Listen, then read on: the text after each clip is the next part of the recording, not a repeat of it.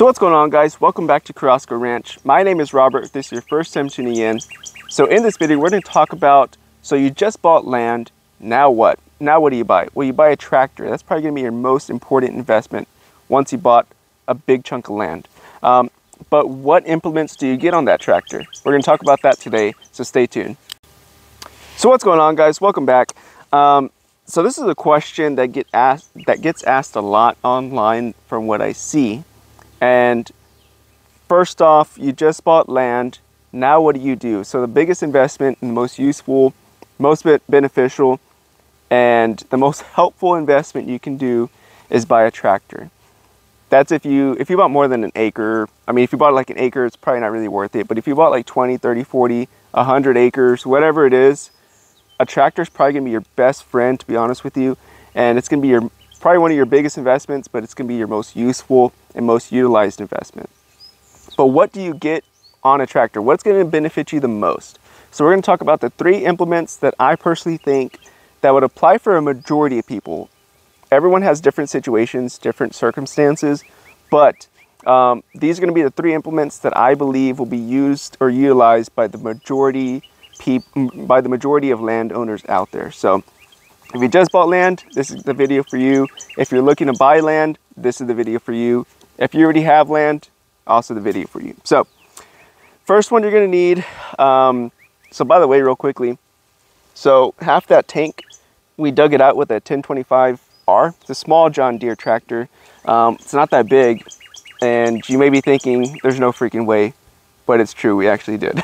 Yeah, from that little island this way, all of that was dug out with the 1025R, which is a small tractor. It was a 4-wheel drive tractor, but we took it easy, dug it out. So I would probably be calling myself a liar if I did not see this for myself. So I understand if you don't believe me, but yeah, we did do it with the 1025R. So it doesn't take a whole lot of tractor to get some things done. But yeah, so starting off, one of the most common, I guess, attachments that there are out there is going to be the bucket. And that's going to be your most used best friend on a tractor is going to be your bucket. You cannot get a tractor without a bucket. Like, that's essential for just about anything you do on a ranch or a farm, is using a bucket. You can use it to haul gravel, haul dirt, pick things up out of the ground, dig. You can use it for just about anything you need. Hauling firewood, moving brush. There has so many uses. Even paving out a little bit of a driveway, you can do it with the bucket.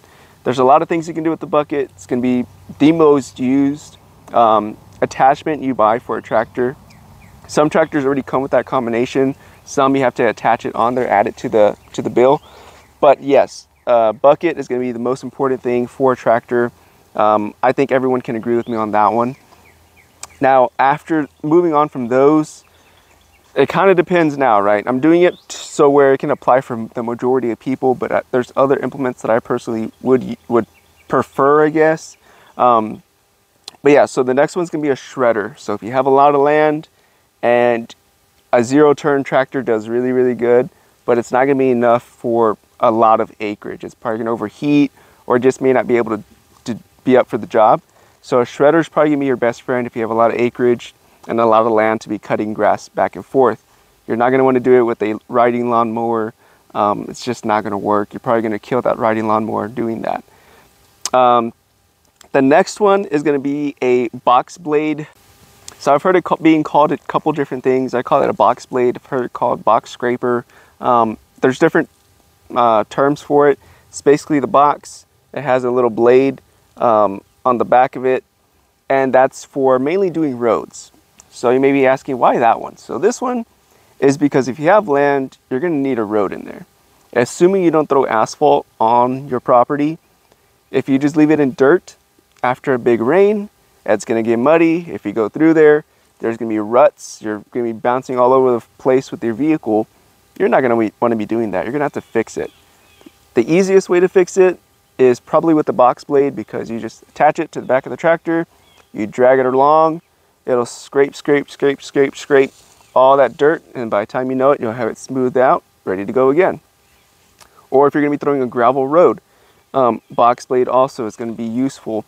You can do it with the bucket, but the box blade is going to just smooth it out and make it a lot easier. Instead of having to go back and forth with your bucket, you just drag it along, and it'll give you a nice even little road.